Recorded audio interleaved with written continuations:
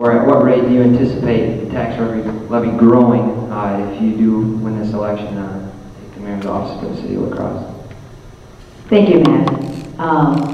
Tax levies are funny because they go with assessment on houses and the amount of tax base you need to do business and complete the budget. I'm more interested in actually lowering the overall cost and tax bill that someone gets, because assessments and levies, now with houses going down, if you're going to make the same budget, levies have to go up, so there's always that kind of gain. I pay about $6,000, I don't mind saying, not quite, but almost $6,000 on my house for taxes. What I would rather pay is maybe like $4,500. That's what I would want to see as a change, because that's something I can live with. One of the things that I think we, again, need to be looking at in taxes is equitable taxes across the county. And again, right now, the property tax owners of La Crosse are paying too much of the share of the need for taxes locally.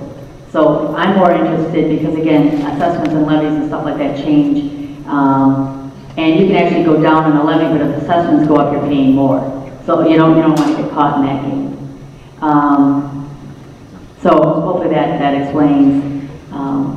What I'd like to see at Christmas time, when I get that card from the Christmas card from the city, or holiday card, I should say, for anyone, I'd rather see it be less than I had to pay the year before, and not by just a couple bucks, but something that actually was something that I could take to the bank and feel good that I'm paying my share, I'm paying into the pot, but I'm not paying more than my share.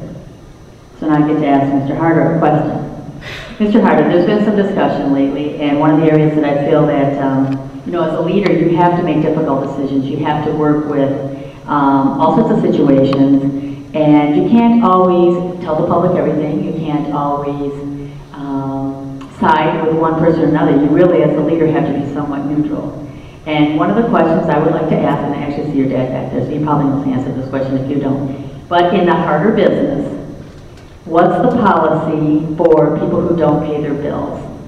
How far do you let someone who is using your services go into debt before you say no more? Do you know what that is?